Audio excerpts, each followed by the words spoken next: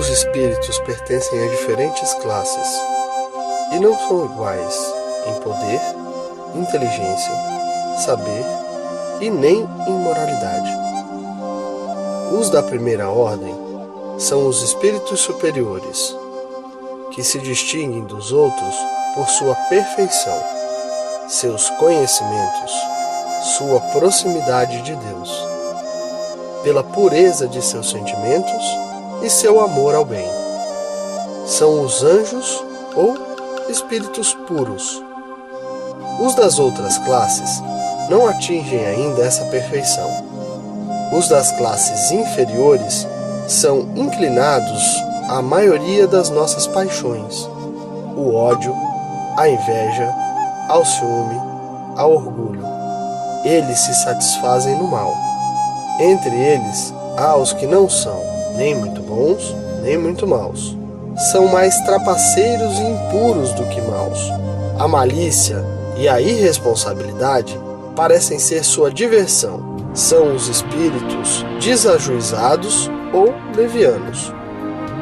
Os espíritos não pertencem perpetuamente à mesma ordem. Todos melhoram ao passar pelos diferentes graus da hierarquia espírita. Esse progresso ocorre pela encarnação, que é imposta a alguns como expiação e a outros como missão. A vida material é uma prova que devem suportar várias vezes, até que tenham atingido a perfeição absoluta. É uma espécie de exame severo ou de depuração, de onde saem mais ou menos purificados. Ao deixar o corpo, a alma retorna ao mundo dos espíritos, de onde havia saído, para recomeçar uma nova existência material, depois de um período mais ou menos longo, durante o qual permanece no estado de espírito errante. O espírito deve passar por várias encarnações. Disso resulta que todos nós tivemos muitas existências e que ainda teremos outras que, aos poucos, nos aperfeiçoarão, seja na Terra, seja em outros mundos. A encarnação dos espíritos se dá sempre na espécie humana. Seria um erro acreditar que a alma ou o espírito pudesse encarnar no corpo de outro animal. As diferentes existências corporais do espírito são sempre progressivas e o espírito nunca retrocede. Mas o tempo necessário para progredir depende dos esforços de cada um para chegar à perfeição. As qualidades da alma, isto é, as qualidades morais, são as do espírito que está encarnado em nós. Desse modo, o homem de bem é a encarnação do bom espírito, e o homem perverso a de um espírito impuro. A alma tinha sua individualidade antes de sua encarnação e a conserva depois que se separa do corpo. Na sua reentrada no mundo dos espíritos, a alma reencontra todos aqueles que conheceu na Terra, e todas as suas existências anteriores desfilam na sua memória como uma lembrança de todo o bem e de todo o mal que fez. O espírito, quando encarnado, está sob a influência da matéria. O homem que supera essa influência, para a elevação e pela depuração de sua alma, aproxima-se dos bons espíritos, com os quais estará um dia. Aquele que se deixa dominar pelas más paixões e coloca todas as alegrias da sua existência na satisfação dos apetites grosseiros, se aproxima dos espíritos impuros, porque nele predomina a natureza animal. Os espíritos encarnados habitam os diferentes globos do universo. Os espíritos não encarnados ou errantes não ocupam uma região determinada e localizada.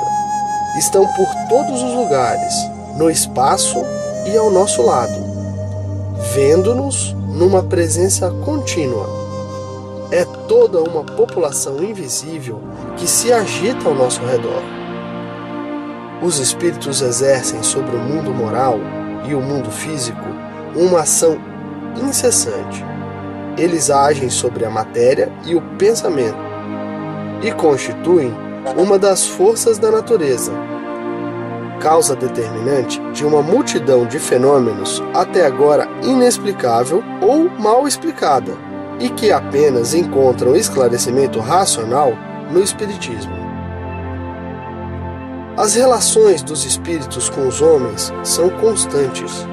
Os bons espíritos nos atraem e estimulam para o bem, sustentando-nos nas provações da vida e ajudando-nos a suportá-las com coragem e resignação. Os maus nos sugestionam para o mal. É um prazer para eles nos ver fracassar e nos assemelharmos a eles. As comunicações dos espíritos com os homens são ocultas ou ostensivas. As comunicações ocultas ocorrem pela influência boa ou má que exercem sobre nós sem sabermos. Cabe ao nosso julgamento discernir as boas das más inspirações. As comunicações ostensivas ocorrem por meio da escrita, da palavra ou outras manifestações materiais, muitas vezes por médiuns que lhes servem de instrumento. Os espíritos se manifestam espontaneamente ou por evocação. Podem-se evocar todos os espíritos, tanto aqueles que animaram homens simples, como os de personagens mais ilustres, qualquer que seja a época em que viveram, os de parentes, amigos ou inimigos, e com isso obter, por meio das comunicações escritas ou verbais, conselhos e ensinamentos sobre sua situação depois da morte, seus pensamentos a nosso respeito, assim como as revelações que lhes são permitidas nos fazer. Os espíritos são atraídos em razão de sua simpatia pela natureza moral, do ambiente em que são evocados. Os espíritos superiores se satisfazem com reuniões sérias, em que dominam o amor pelo bem e o desejo sincero de receber instrução e aperfeiçoamento. A sua presença afasta os espíritos inferiores, que, caso contrário, encontrariam aí livre acesso e poderiam agir com toda a liberdade entre as pessoas levianas, ou guiadas somente pela curiosidade. Em todos os lugares onde se encontram maus instintos, longe de obter bons conselhos, ensinamentos úteis, devem-se esperar apenas futilidades, mentiras, gracejos de mau gosto ou mistificações, visto que, frequentemente, eles tomam emprestado nomes veneráveis para melhorar e induzir ao erro. Distinguir os bons dos maus espíritos é extremamente fácil. A linguagem dos espíritos superiores é constantemente digna, nobre, repleta da mais alta moralidade, livre de toda paixão inferior.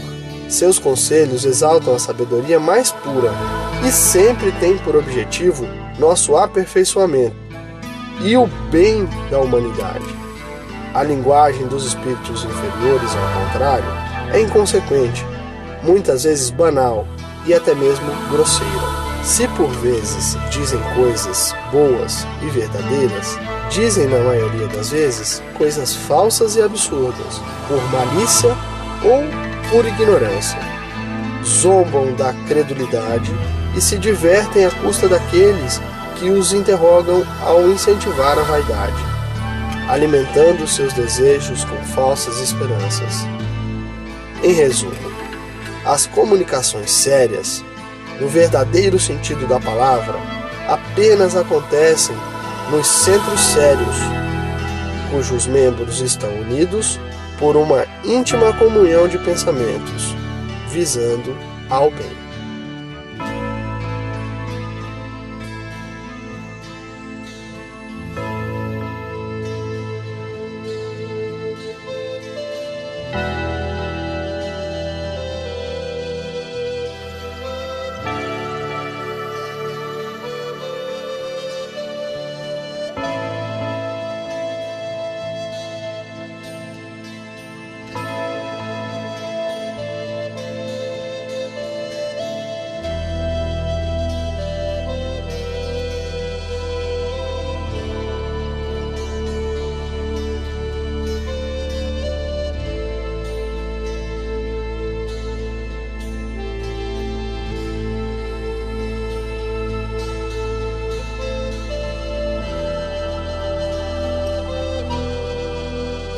A moral dos espíritos superiores se resume como a de Cristo neste ensinamento evangélico: fazer aos outros o que queríamos que os outros nos fizessem, ou seja, fazer o bem e não o mal.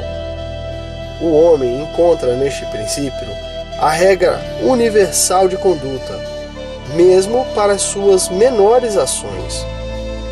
Eles nos ensinam que o egoísmo, o orgulho e a sensualidade são paixões que nos aproximam da natureza animal, prendendo-nos à matéria, que o homem que se desliga da matéria, já neste mundo, desprezando as futilidades mundanas e amando o próximo, se aproxima da natureza espiritual, que cada um de nós deve se tornar útil segundo as capacidades e os meios que Deus nos colocou nas mãos para nos provar que o forte e poderoso devem apoio e proteção ao fraco, pois aquele que abusa de sua força e de seu poder para oprimir seu semelhante transgride a lei de Deus.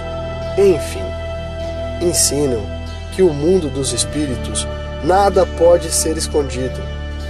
O hipócrita será desmascarado e todas as suas baixezas descobertas, que a presença inevitável em todos os instantes daqueles com quem agimos mal é um dos castigos que nos estão reservados, que ao estado de inferioridade e de superioridade dos espíritos equivalem punições e prazeres que desconhecemos na terra. Mas também nos ensinam que não há faltas imperdoáveis, que não possam ser apagadas pela expiação, pela reencarnação, nas sucessivas existências, mediante os seus esforços e desejos de melhoria no caminho do progresso. O homem avança sempre e alcança a perfeição, que é a sua destinação final. Este é o resumo da doutrina espírita, resultante do ensinamento dado pelos espíritos superiores.